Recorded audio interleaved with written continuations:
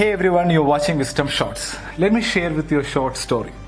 A hunter once lost his way deep inside the jungle while chasing a deer. He used all his navigation skills, but neither did he find any way out of the jungle, nor could he find any food to eat for 3 days at a stretch. He lost all hope when he thought he will die out of hunger. And that's exactly when an apple tree caught his sight.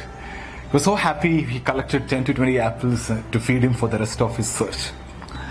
As he ate the first apple, his joy knew no bounds. He just couldn't stop feeling grateful and blessed. But he thanked life, he thanked God. He was very happy. He could not believe his luck when he ate the first apple. But he was less grateful while having the second apple. And even lesser grateful when he had the fifth apple. Somehow, with each passing apple, the joy kept on reducing drastically. He just could not enjoy the 10th apple. He even started throwing apples which were not tasting good and even started complaining. He had already taken for granted the gift of having found an apple tree in the middle of a forest after 3 long days of wandering with hunger. In economics, this is called the law of diminishing marginal utility. It's actually the law of diminishing gratitude. In simple words, taking things for granted. Or let's just call it as the 10th apple effect. The 10th apple represents our lack of appreciation for gifts of life. The hunter represents all of us, and the apple represents the gifts that life gave us. The 10th apple is as sweet as the first apple. If the 10th apple fails to give you as much pleasure as the first one, there's nothing wrong with the apple, but with the person enjoying the fruit. The reason I shared this story is because we were having the 10th apple effect in our world for some time. Abundance of everything. And then we started complaining.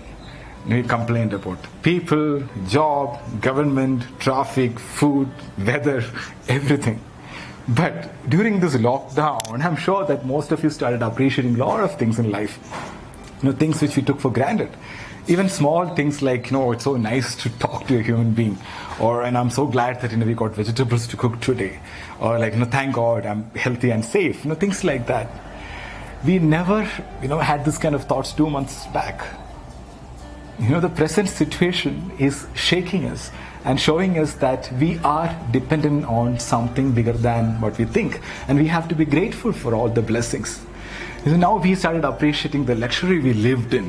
The abundance of food, products, freedom, health, good old days. And now we are realizing that we were taking all these things for granted. So right now, all of us have 2 choices. Be grateful or be stressful. And it's a choice.